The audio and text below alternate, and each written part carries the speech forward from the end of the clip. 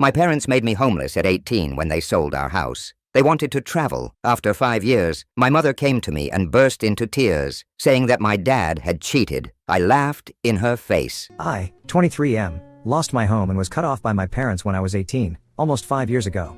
Right from my childhood, I had a very troubled relationship with my parents, and I could tell that I was not somebody who was wanted. Whenever I was little, I would try to get them to love me and gain their affections, but when I realized that it was pointless, I stopped trying and started minding my own business instead. I think that change started taking place around the time of middle school or high school. By high school, I would only ever speak to my parents when I needed something and wouldn't bother them otherwise. It was not that I did not want a relationship with them, it's just that they had made it so obvious to me that they did not want a relationship with me that I felt bad even trying to bother them when I needed something, even though I knew that I could not rely on anybody else, and I only had them. My dad was a pediatrician and my mom used to teach science in middle school, so they were both pretty good with kids. It's pretty ironic how they were great with other people's children, but not so much with their own. Anyway, by high school, I had decided that I was not going to bother by trying to win them over. We led very separate kinds of lives and I would barely even see them.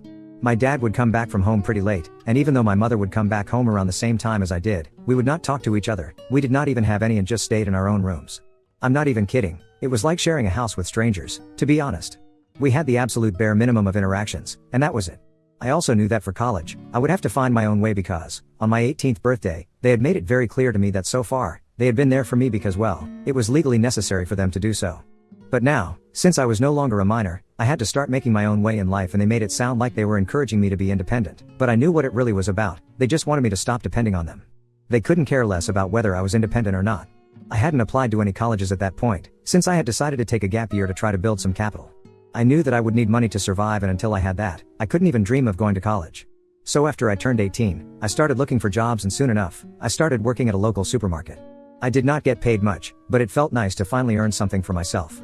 Unfortunately, my happiness was short-lived, since just a couple of weeks after I got that job, I had a new set of worries to think about.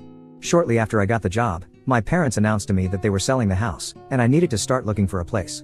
I had no idea what was going on the day that they told me, and when I asked them why they were selling the house, they told me that they planned on quitting their jobs and traveling around the country with the money that they got. They told me that apparently, they had been saving for something like this their entire life, and now since I had a job and I was old enough to live on my own, they did not have any responsibilities to worry about. So they were doing what they had planned, and they were giving me a heads up so I could sort out my life accordingly. That put me in a really difficult situation because I had just started working, and I did not have enough money set aside to rent an apartment, not even if I had roommates to split it with. And I had barely started saving up money. At the rate that things were going, even if I lived on the streets, I still wouldn't have enough money to start college by the next year like I had planned. And my parents had dropped this bomb on me, that I would be homeless if I didn't get a place of my own.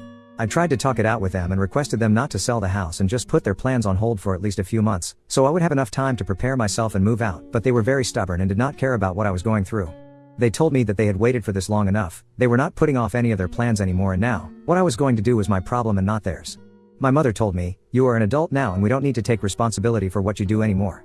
As for the house, that's our property and we can do whatever we want with it. Where you live is not our concern anymore." These were her exact words, and I still remember them because it was just so incredibly hurtful and frustrating. The day that we had that discussion, I ended up getting into the fight of a lifetime with my parents, and after that, I did not see them again. Neither did I hear from them, which is not surprising since I had known that they would never try to get back in touch with me once I had left. I told them they were terrible people and hoped that only terrible things happened to them since they would totally deserve it. I cursed them out, not even caring that they were my parents and much older than me. I just didn't care anymore since they were screwing me over without caring about what was going to become of me either. The problem was that even though I had left the house in a huff, I realized afterward that I had literally nowhere else to go. I did not have any family members who would be willing to take me in, since my parents hadn't exactly kept in touch with their families. Both my parents lived away from their respective families, and since they had never bothered to attend most family events and usually didn't even go home for the holidays, I did not have a strong relationship with anybody from my family either. I barely knew anyone, so it would be foolish of me to expect them to take me in, and I wouldn't be able to reach them either, since we lived in a different state. I did have a few friends from school, but they were all away at college at the time that I left my house, and I didn't want to bother them or their parents because that would be pretty awkward. So I decided to take a leap of faith, and I called a coworker of mine, who is now my wife. It's a crazy string of events, but I'm glad that I decided to reach out to her that day. At the supermarket where I worked, she was in charge of the makeup department there, and we had been flirting back and forth ever since I joined. We had become pretty good friends in a really short span of time and knew a lot about each other, and I knew that she also had a lot of issues with her parents, so I also knew that she would understand what I was going through. She was 2 years older than me, and just like me, she had not been able to go to college because her dad was an addict and her mother did not seem to care about anybody apart from herself. The moment she had turned 18, her father left the house and moved in with his brother, and her mother told her that she could not support her anymore. So that was her story, and since she was 18, she had been working so she could go to cosmetology school and become a professional makeup artist. So when I called her and told her about what I was going through, she told me to come over immediately and said that I could live with her. I was and still am incredibly grateful for what she did for me that day. I don't think I would have survived on my own, since it was pretty cold that time of the year and I had nobody else who was going to help me out. Even though her apartment was pretty small and she was getting by on her own with a lot of hard work, she still chose to help me out, and that speaks volumes about the kind of person that she is. Anyway, she let me live with her, and for the first few months, I did not pay rent because I'm still trying to save up money. I did contribute to the groceries and other bills, and after I had saved enough, I started contributing to the rent as well. Before we knew it, we had gone from friends to people who couldn't live without each other. Initially, my plan was to work at the supermarket for about a year and a half.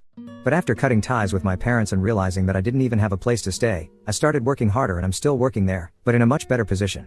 I applied for the position of floor supervisor, and thankfully, I got the job since I had been one of the most sincere and dedicated employees, so that's how it has been for the past year. I get paid decently, and my wife is now putting herself through cosmetology school, finally, while working part-time at the store. Things have been going well for us. We were happy until last week when my mother showed up unannounced. I don't know how she found me since I have not been in touch with her for the past 5 years, but as soon as she saw me when I opened the door, she gave me a giant hug before I was even prepared for what was happening. I had made the mistake of not looking through the door hole before I opened the door, and once I had regained my composure, I decided to ask her why she was there. She was already putting her bags down in front of our apartment, and when I asked her that question, she stopped and looked at me really sadly before telling me that she was back because my father had decided to leave her. She filled me in on what she and my dad had been up to in the past few years, and I'll try to keep it short. They basically just traveled the country for the first year and a half and then decided to get a job and a house in California. But a month ago, my father broke the news to my mom that he was having an affair with a waitress who worked at the restaurant near his office, and he was leaving her to be with a waitress instead. My mother believed that my father had lost his mind, and after a lot of fighting, she decided to choose her dignity and self-respect and come back home. But now, she needed a place to stay because she needed to save money for the divorce procedure, and she didn't have a lot of time left before retirement, so she did not want to waste her money by looking for a place to live. So she decided that she was going to live with me, without even asking me if I would be fine with it or not. And now that life had come full circle for me, I decided to repeat her very own words to her. The thing that she had said to me about how I was an adult now and they were not going to take responsibility for me anymore, and how it was their house so they could sell it and do whatever they wanted with it. They did not take my consent for it, and I would have to look out for myself. I know that since she needed my help, I told her that she was not my family anymore, so she had to look out for herself, and this was my house, so I could do whatever I wanted to do with it. I repeated those exact words to her with a huge smile on my face and then shut the door with a laugh, probably the most satisfying thing I've done in my entire life. But my wife thinks that I went a little overboard and feels that I should give her another chance. She hasn't been fighting with me, but after she witnessed what happened the other day, she thinks that I was a little too hard on her and that I should at least think about it before I reject her. Her parents have passed away in the past few years. I guess that is where this is coming from, but nevertheless, Ida for turning my mother away when she came back after 5 years to ask me to let her live with me? Update 1. I spoke to my wife about what she said. We have not been fighting about what happened, but she was definitely a little put off and I could sense that she was not exactly happy about what I had done. However, she knew that this was my personal issue with my mother, and I could choose to deal with it in whatever way that I wanted to. It was not exactly her place to comment on it, so she had been trying to restrain herself. But that was putting a lot of pressure on our relationship, and so, yesterday, after making that and then reading a couple of comments on there, I decided to talk to her. I told her anything about my childhood and explained to her how my parents had always treated me badly, like I was a pariah in my own house. And I had even been okay with that. I always tried to make myself invisible, but even that was not enough for them, and they had to make things even more difficult for me, which is why I did not feel guilty in the slightest, by turning away my mother when she needed my help. They had not even bothered to check on me for the past 5 years now. She was only here she needed me to rescue her. I explained my situation to her, even though she knew most of what happened. She then apologized to me for reacting that way, and just as I had suspected, she told me that she was just having a rough time because she had lost both her parents in the past few years, her dad to addiction, and her mother to a heart attack. So she was feeling kind of touchy about this and she misjudged my intention, but it's all fine between us now. So I am glad that we talked it out. My mother, in the meantime, has been a total nightmare to deal with. I don't understand why, but she has gotten it into her head that harassing me through social media will somehow make me more inclined to open up my home to her. She had a very easy solution, just to apologize to me and hope for the best. But being the narcissistic moron that she is, she decided that she was going to do everything wrong and see how that works out for her. She started posting about how her son and her husband were treating her with unprecedented cruelty and stage of her life, and she regretted investing so much time in both of us. She accused me of being just like my father and abandoning her when she needed it the most, not even bothering to mention how she had literally the same to me, if not worse. She has created a fake profile and has been tagging me, my wife, and all of our friends and family in her posts. I don't even know how she knows so much about my life, like who I am married to and where I live, and it's kind of creepy now because I don't remember telling her about any of this and none of this information is public. My wife and I have private accounts on social media, so I don't know how she's getting any of this info. Everybody I know who has been tagged in those posts is trying to report that account and get it taken down, but we know that as soon as that account gets taken down, she will just create another one. I honestly don't want to report her to the police because it's just a lot of hassle and both my wife and I are too busy for that right now. But if this goes on any longer, we will not be left with any other option but to do that. So I honestly don't know what to do right now. It's just really frustrating and annoying, more than anything else. I just wish my dad would take her back or something, so we would not have to deal with this nonsense. So far, it's just been annoying, and I hope that it stays that way because I don't want any real-world impact of this. Update 2. So it has been 2 weeks now, and my wife and I are still dealing with the repercussions of saying no to my mother. After the posts, she started escalating things to a new level. She started showing up at my store and would keep giving me nasty looks throughout the time that she spent there. Usually, she kept showing up around noon and would spend about an hour and a half at the store, constantly looking at me angrily. But I did not care about it, and I tried my best to ignore her altogether because that was the best way of dealing with her. I did not pay any attention to her for a week, and yesterday, I guess she finally realized that there was no point in trying to intimidate me like that. Once again, she did the absolute opposite of what would get her in my good books once again. Yesterday, she did not show up at the store and I was kind of relieved because I thought that she was finally letting this wouldn't bother me again. When I left the store after my shift was done, she was waiting near my car. She did not look angry, surprisingly, just upset, and I felt kind of bad for her because she looked much worse than when she had shown up at first. I don't even know where she is staying for now, because as far as I know, she cut ties with most of her friends here when she left. And if she's trying to save money, a hotel would probably be too expensive for her anyway, but I did not ask her because it's none of my concern. Anyway, once I got near my car, I tried to ignore her and get in, but she stood in my way till the very last moment and kept telling me that she needed to talk to me. Finally, I gave in after 5 minutes, and I asked her what exactly was it that she had to say to me now, after all the nonsensical things that she had done. So, she started crying and I was not even talking calmly or quietly, I was talking full-blown wailing. She literally burst into tears when I asked her and couldn't even bring herself to talk, so, at that point, I started getting a little concerned. I don't like my parents, I really don't like my mother, but I am still a human being. And I knew that she was hurting, there is no other explanation for the way she was behaving. So I tried to calm her down and told her to sit in my car with me, so she could compose herself and then we could talk. Had it not been for her little outburst, I probably would not have asked her to sit in my car and talk to me. I think that was necessary for me to mention after the last update, that lots of people have called me very unwelcome names, just for being human. So I'm just making it clear, the reason that I have not contacted the police or a lawyer yet is purely out of humanity, and also because there are a few practical reasons. It's a lot of trouble, effort, and money. Not everybody has that kind of time and cash to spare, so that's why I haven't gotten into any of that. Anyway, once she was in the car, it took her a while to calm down, but then she finally started telling me that ever since they had moved to California, my father had been acting really weird, and when she found out about the affair, she was shattered. She had only come back because she couldn't bear to be in the same place as him anymore since it reminded him of how much he had hurt her. And she was relying on me to help her out because, truth be told, she didn't even have any money. She had to borrow money from a few of her friends in California to even make the trip here. She had quit her job several years ago when she started traveling with my father, and then, she had never worked again. When they were in California, she did not have a job, so she had been a stay-at-home wife and had been counting on my father for money. But now that their marriage was over, she did not have anybody to go to. She hadn't bothered to keep in touch with any of her friends back here and neither did any of her family members care about her, so I was the only person she could count on. She sounded pretty desperate, but I was just mostly disappointed. After hearing her out, I told her that the most that I could do for her was give her some money for her expenses, but that was it.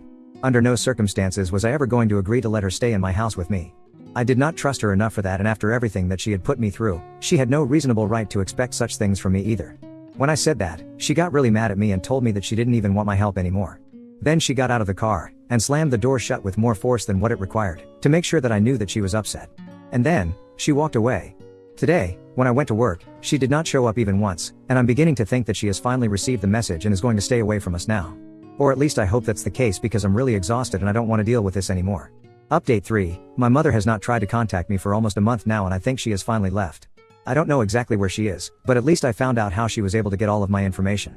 I had an old account on Facebook, which I haven't been using for the past couple of years since I forgot the password to it, and I have moved on to a new account because there was no other way to get it back since it was associated with an email which I don't use anymore.